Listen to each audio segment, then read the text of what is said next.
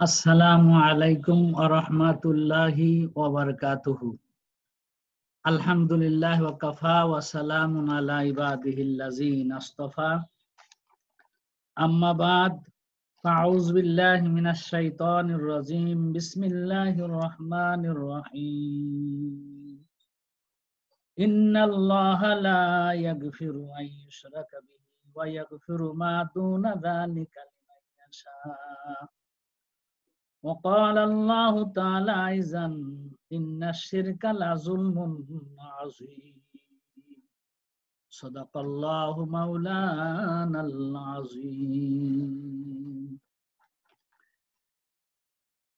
আমার স্নেহের আদরের ক্লাস নবম দশম শ্রেণীর আমার ছাত্রছাত্রীবৃন্দ, আজকের ক্লাসে সবাইকে শুভেচ্ছা, স্বাগতম।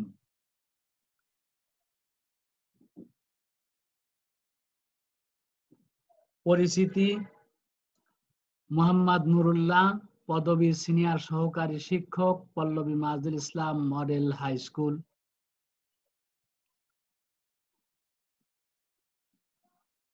আজকের পাঠ শ্রেণী নবম ও দশম, বিষয় ইসলাম ও নৈতিক শিক্ষা, অধ্যায় প্রথম, পাঠ 7, শিরক।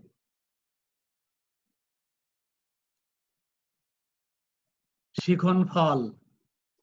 এই পাঠ শেষে শিক্ষার্থীরা জানতে পারবে, অর্থাৎ আপনারা জানতে পারবেন, 1, শিরক কি তা বলতে পারবে। 2, শিরক কিভাবে হয় তা বলতে পারবে। 3, শিরকের কুফল, পরিণাম, পরিণতি ও প্রতিকার সম্পর্কে বিশ্লেষণ তথা ব্যাখ্যা করতে পারবে।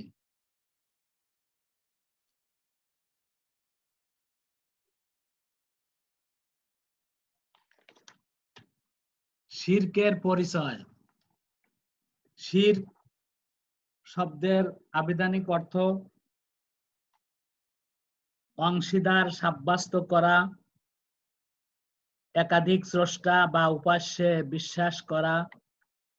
ইসলামী পরিভাষায় মহান আল্লাহর সাথে কোনো ব্যক্তি বা বস্তুকে শরীক করা কিংবা তার সমতুল্য মনে করাকে শিরক বলা হয়। যে শিরক করে তাকে বলা হয় মুশরিক।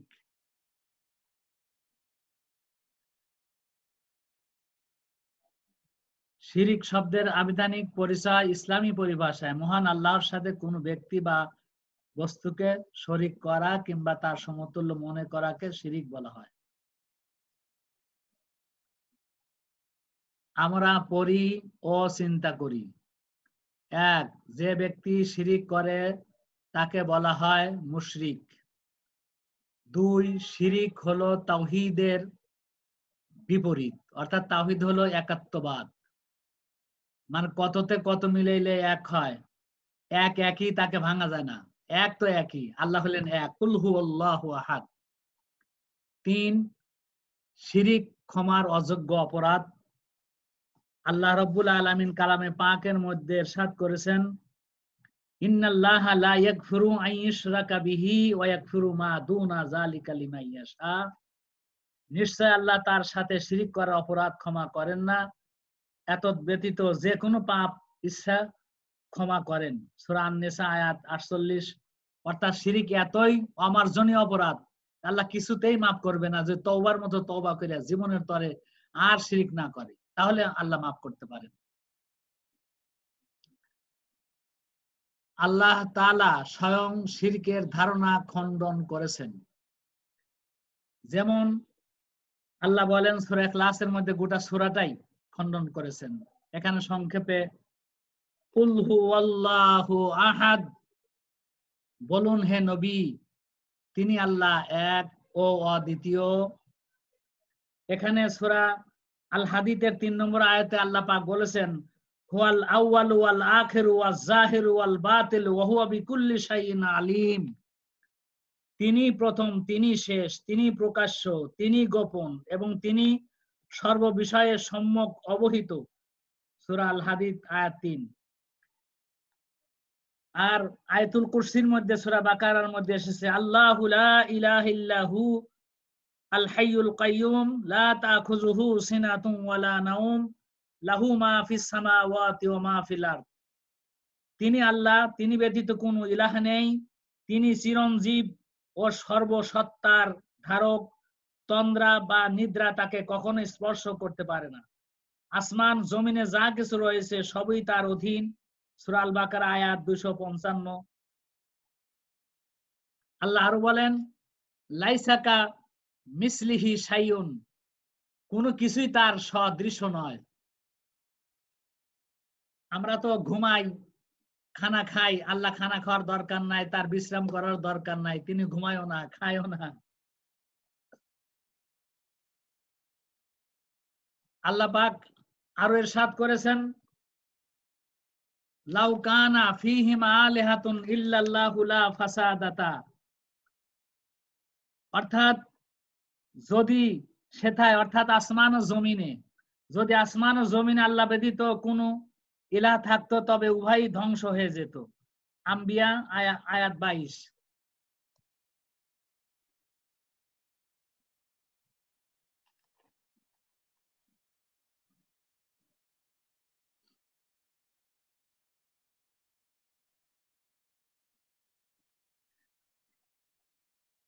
আল কোরআনে এসব আয়াত দ্বারা স্পষ্টভাবে আল্লাহ তাআলার সত্তা ও গুণে অতুলনীয়তার বিষয়টি বোঝা যায়।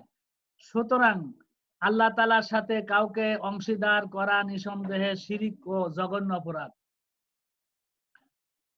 আল্লাহ তাআলার সাথে শিরক 4 ধরনের।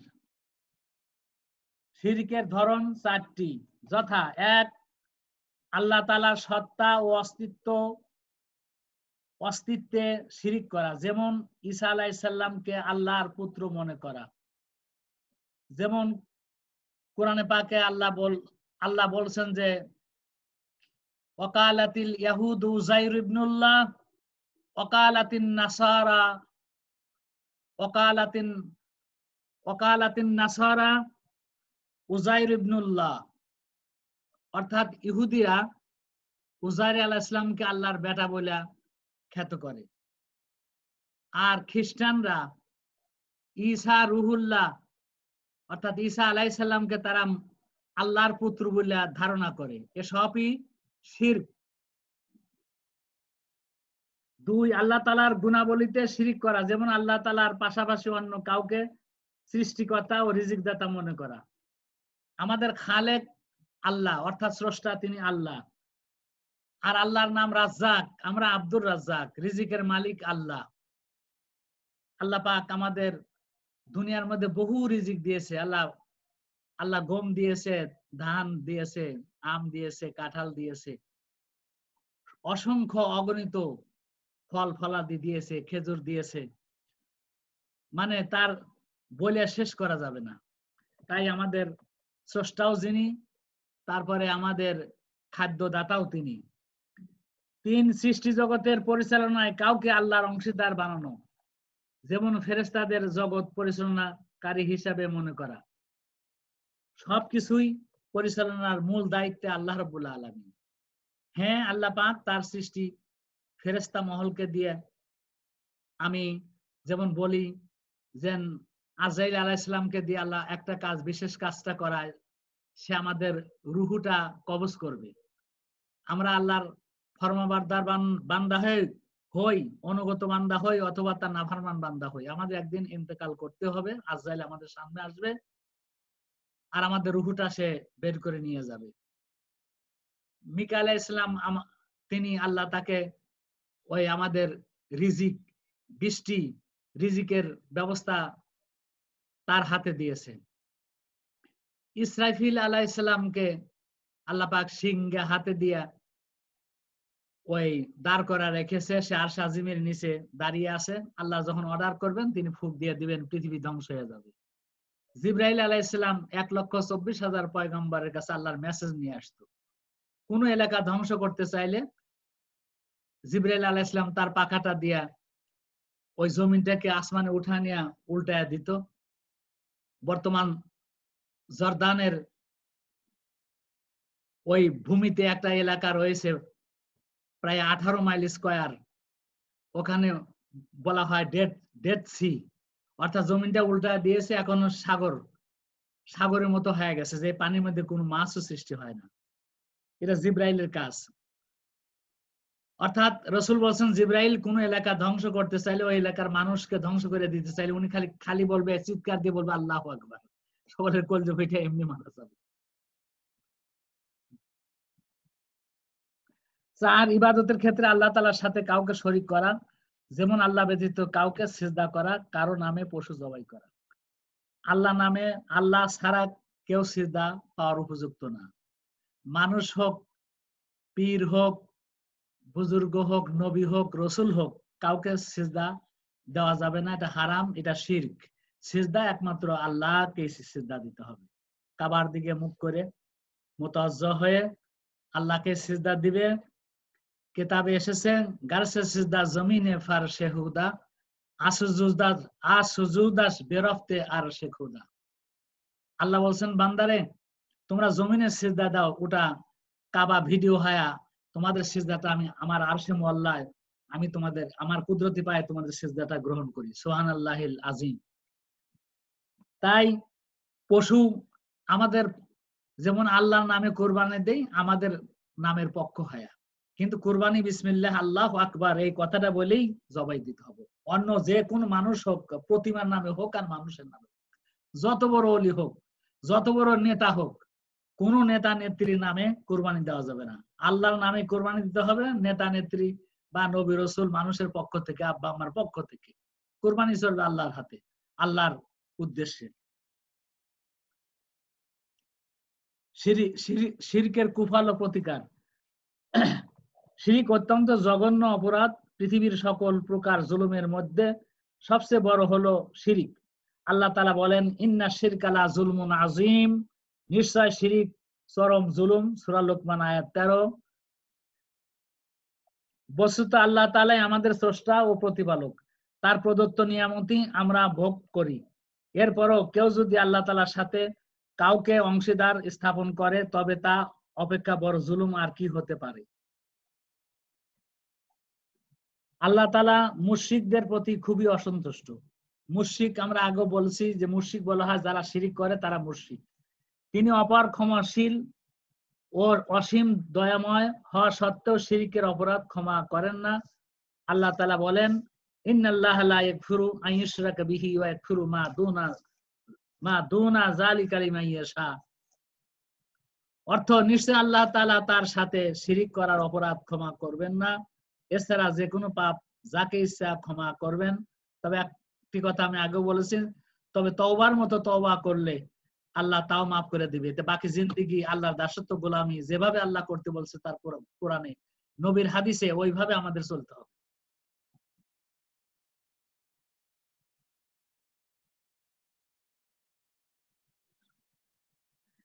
আল্লাহ রাব্বুল আলামিন ইরশাদ করেন সূরা আল মাইদা, ইন্নাহু বিসমিল্লাহির রহমানির রহিম ইন্নাহু মান ইউশরিক বিল্লাহি ফাকাদ হারামাল্লাহু আলাইহিল জান্নাতা ওয়া মাওয়াহুন নার। যে ব্যক্তি আল্লাহর সাথে শিরিক করবে, আল্লাহ তার জন্য অবশ্যই জান্নাত হারাম করে দেবেন এবং তার আবাস জাহান্নাম। মাইদা আয়াত 72। প্রকৃতপক্ষে শিরিক ক্ষমার অযোগ্য অপরাধ। এরূপ কাজ থেকে সকলেরই সদা সর্বদা সতর্ক থাকতে হবে। ভুলক্রমে আল্লাহ তাআলার সাথে শিরিক করে ফেললে সাথে সাথে পুনরায় ঈমান আনতে হবে, অথবা বিশুদ্ধ অন্তরে তওবা করে আল্লাহর নিকট ক্ষমা প্রার্থনা করতে হবে। সাথে সাথে ভবিষ্যতে এরূপ পাপ না করার শপথ গ্রহণ করতে হবে। তাহলে আশা করা যায় আল্লাহ তাআলা স্বীয় দয়া ও করুণার মাধ্যমে পাপ ক্ষমা করে দিবেন। আমরা অবশ্যই শিরক থেকে বেঁচে থাকবো এবং আল্লাহর উপর সুদৃঢ় ঈমান এনে আল্লাহর প্রিয় পাত্র হব। তাহলেই আমাদের ইহকাল ও পরকাল মঙ্গলময় হবে ইনশাআল্লাহ। মূল্যায়ন। সঠিক উত্তরটি চিহ্নিত করো। 1, শিরিক অর্থ কি? 4টে অপশন আছে এখানে। ক, সঠিক উত্তর অংশীদার। শিরিক কয় ধরনের? 4টে অপশনের মধ্যে গ হলো সঠিক উত্তর, 4 ধরনের। 3, যে শিরিক করে তাকে কি বলে? আমরা আগেও আলোচনা শুনেছি যে এখানে সঠিক উত্তর ক, মুশরিক বলে। 4, পৃথিবীর সকল প্রকার জুলুমের মধ্যে সবচেয়ে বড় হলো, 4টে অপশন আছে, গ শিরক। 5, শিরিক করার অপরাধ: 1, আল্লাহ ক্ষমা করেন না। 2, পরকালে যন্ত্রণাদায়ক শাস্তির কারণ। 3, চরম জুলুম। নিচের কোনটি সঠিক? এখানে ঘ 1, 2 ও 3।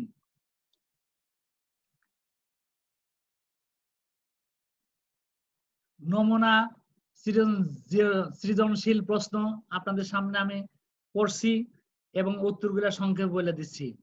মর্জিনা এসএসসি পরীক্ষার পূর্বে মহাস্থান গড়ে শাহ সুলতান বলখি রহমতুল্লাহ আলাইহির মাজারে গিয়ে সিজদা করলো আর বলল, পীর বাবা আমায় আশীর্বাদ করুন, আমি যেন গোল্ডেন জিপিএ পেয়ে এবার পরীক্ষায় উত্তীর্ণ হতে পারি।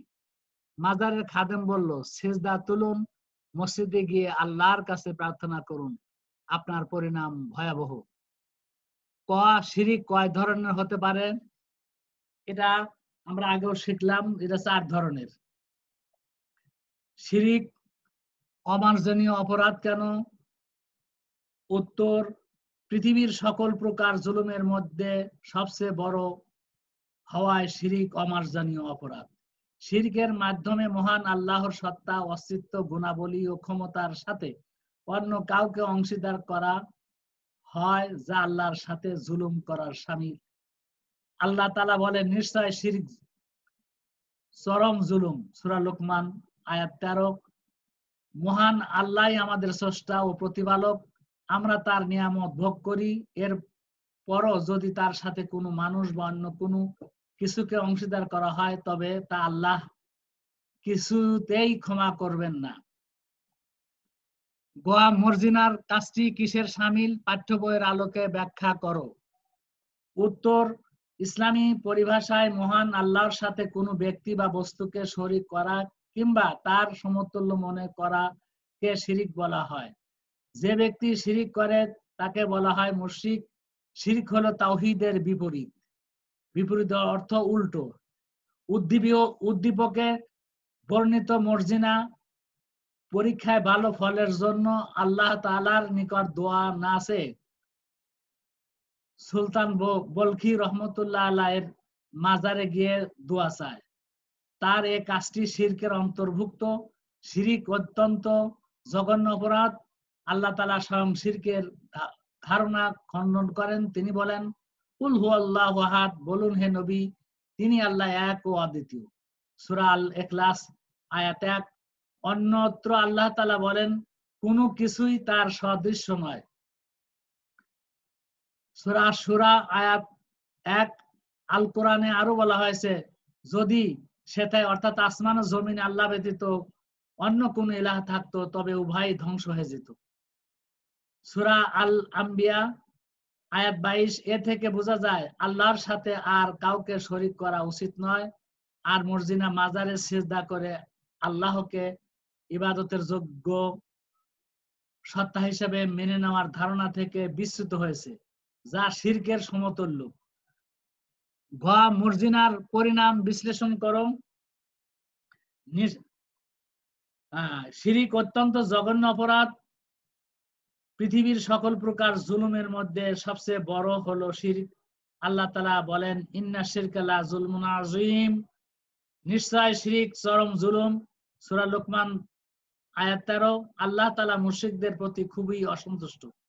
তিনি অপার ক্ষমাশীল, অসীম দয়াময় হওয়া সত্ত্বেও শিরকের অপরাধ ক্ষমা করেন না। আল্লাহ তাআলা বলেন, নিশ্চয় আল্লাহ তার সাথে শিরিক করার অপরাধ ক্ষমা করেন না। এতদ ব্যতীত যে কোনো পাপ যাকে ইচ্ছা ক্ষমা করেন। সূরা আন-নিসা আয়াত 48।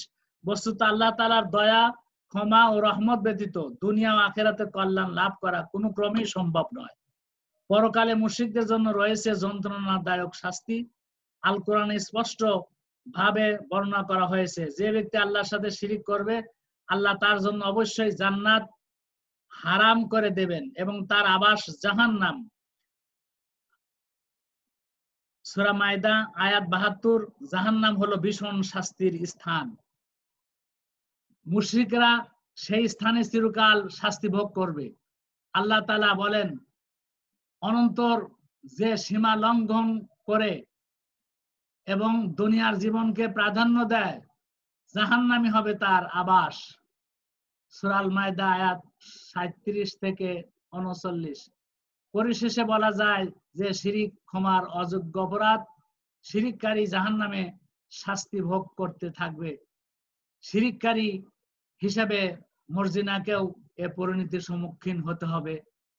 তবে মর্জিনা যদি জীবনের তরে তওবা করে ফিরে আসে আর জীবনের শিরিক না করে, ইনশাআল্লাহ আল্লাহ মাফ করে দিতে পারেন। আর জাহান্নাম খুবই কঠিন জায়গা, যে দুনিয়ার আল্লাহর হাবিব বলছেন দুনিয়ার আগুনের চাইতে আরো ৬৯ গুণ যোগ হয়ে ৭০ গুণ হলো জাহান্নামের আগুনের তাপ। জাহান্নামের মধ্যে মানুষ পড়িয়া বলবে, আল্লাহ আমাদেরকে মেরে ফেলা দেন, আমরা আর সহ্য করতে পারি না। আল্লাহ সেদিন বলবে, লা ইয়ামুতু ফিহা ওয়া লা ইয়াহিয়া, আজকে তোরা বাঁচবিও না মরবিও না।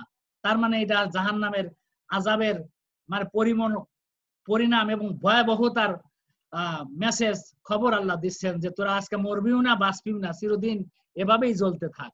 নাউজুবিল্লাহ।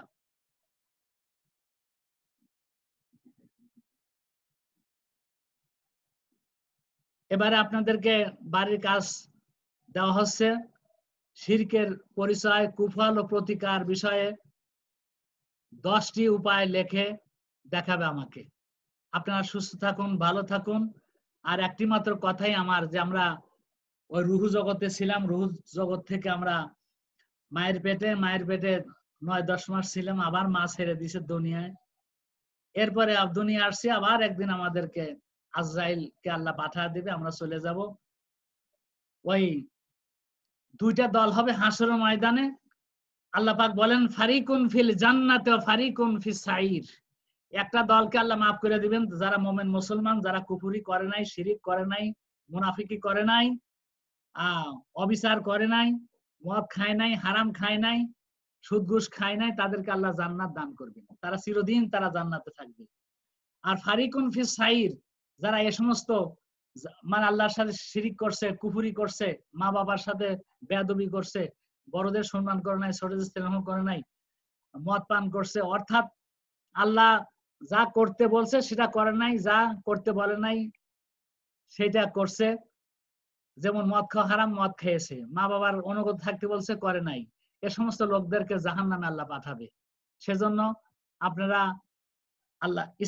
ইসলাম ও নৈতিক শিক্ষা, এটা অত্যন্ত দামি। আল্লাহর কোরআনের আলোকে, নবীর হাদিসের আলোকে এই বইটা করা। আপনারা ভালো করে প্রত্যেকটা পাঠই পড়বেন, যে শিরিকের যাবতীয় বিষয়টা ভালো করে পড়ে বাড়ির কাজটা সুন্দর মতো নিয়ে আসবেন ইনশাল্লাহ। জাযাকাল্লাহু খায়ের। সবাইকে ধন্যবাদ। আসসালামু আলাইকুম ওয়া রাহমাতুল্লাহি ওয়া বারাকাতুহু।